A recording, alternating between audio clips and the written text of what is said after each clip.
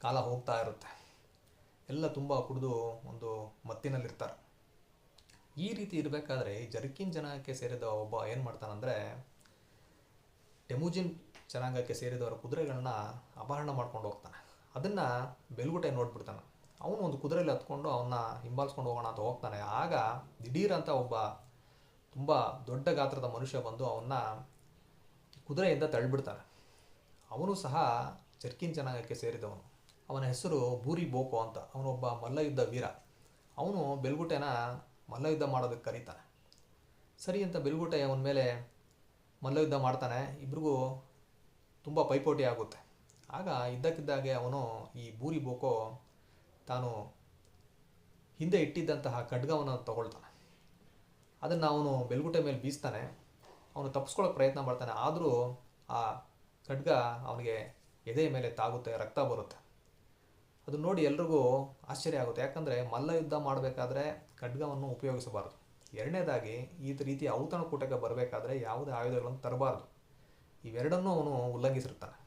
ಬೆಲ್ಗುಟೆಗೆ ತುಂಬ ಕೋಪ ಬರುತ್ತೆ. ಅವನು ಅವನ ಮೇಲೆ ಮತ್ತೆ ದಾಳಿ ಮಾಡ್ತಾನೆ. ನೋಡ್ತಾ ಇದ್ದ ಹಾಗೆ ಅದು ಈ ಎರಡೂ ಜನಾಂಗದ ನಡುವೆ ಒಂದು ಘರ್ಷಣೆಯನ್ನು ಸೃಷ್ಟಿ ಮಾಡುತ್ತೆ.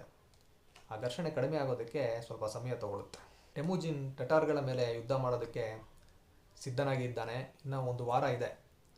ಆದರೆ ಜರ್ಕಿನ್ ಜನಾಂಗದವರಿಂದ ಯಾವುದೇ ಮಾಹಿತಿ ಬರೋದಿಲ್ಲ, ಅವರು ಯುದ್ಧಕ್ಕೆ ಬರ್ತಾರಾ ಇಲ್ವಾ ಅಂತ. ಅವನು ಒಂದು ವಾರ ಕಾಲ ಕಾದು ನೋಡ್ತಾನೆ. ಯಾವುದೇ ಮಾಹಿತಿ ಬರೋದಿಲ್ಲ. ನಾವೇ ಹೋಗೋಣ ಅಂತ ಹೊರಟೋಗ್ತಾನೆ. ಟೆಮುಜಿನ್ನ ಸೇನೆ, ಆಂಕಾನ್ನ ಸೇನೆ ಮತ್ತು ಚೀನಾದ ಜಿನ್ ಸಾಮ್ರಾಜ್ಯದ ಜರ್ಚಿನ್ ಜನಾಂಗದ ಸೇನೆ ಮೂವರು ಟಟಾರ್ಗಳ ಮೇಲೆ ಯುದ್ಧ ಮಾಡಲು ಹೊರಡ್ತಾರೆ. ಟಟಾರ್ಗಳ ಮೇಲೆ ದಾಳಿ ಮಾಡ್ತಾರೆ. ಅವರಿಗೆ ಜಯ ಸುಲಭವಾಗಿ ಸಿಗುತ್ತೆ. ಎಲ್ಲರಿಗೂ ಸಂತೋಷ ಆಗುತ್ತೆ. ಚೀನಿಯರು ಟೆಮುಜಿನ್ ಮತ್ತು ಆಂಕಾನ್ಗೆ ಅಪಾರವಾದ ಸಂಪತ್ತು, ಚಿನ್ನದಿಂದ ಆದ ಪದಾರ್ಥಗಳು ಇದೆಲ್ಲ ಅವ್ರಿಗೆ ಸಿಗುತ್ತೆ. ಅದೇ ರೀತಿ ಟಟಾರ್ಗಳಿಂದ ಹಲವಾರು ಸಂಪತ್ತು, ಚಿನ್ನ ಇದೆಲ್ಲ ಸಿಗುತ್ತೆ. ಈಗ ಟೆಮುಜಿನ್ ಆರ್ಥಿಕವಾಗಿ ಪ್ರಬಲನಾಗ್ತಾನೆ. ಇದು ಒಂದು ಮಹತ್ತರವಾದ ಘಟನೆ ಅವನ ಬಾಳಿನಲ್ಲಿ. ಅವನು ಯುದ್ಧವನ್ನು ಮುಗಿಸ್ಕೊಂಡು ಕೆರ್ಲನ್ ನದಿ ತೀರದಲ್ಲಿ ತನ್ನ ಬಿಡಾರಕ್ಕೆ ಬರ್ತಾನೆ. ಅವನು ಬಂದಾಗ ಒಂದು ಮಾಹಿತಿ ಸಿಗುತ್ತೆ ಅವನಿಗೆ. ಏನು ಅಂದರೆ, ತಾನು ಇಲ್ಲದೇ ಇರಬೇಕಾದ್ರೆ ಜರ್ಕಿನ್ ಜನಾಂಗದವರು ಬಂದು ತಮ್ಮ ಜನಾಂಗದವರ ಬಿಡಾರಗಳ ಮೇಲೆ ದಾಳಿ ಮಾಡಿರ್ತಾರೆ.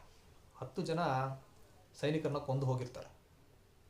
ಇದು ಅವನಿಗೆ ತುಂಬ ಕೋಪ ಬರಿಸುತ್ತೆ. ಅವನಿಗೆ ಒಂದು ವಿಷಯ ಅರ್ಥ ಆಗುತ್ತೆ.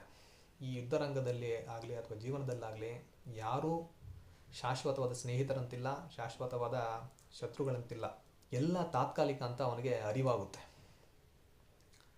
ಇವನೇನು ಮಾಡ್ತಾನೆ, ಈ ಜರ್ಕಿನ್ ಜನಾಂಗದವ್ರಿಗೆ ಪಾಠ ಕಲಿಸ್ಬೇಕು ಅಂದ್ಬಿಟ್ಟು ಒಂದು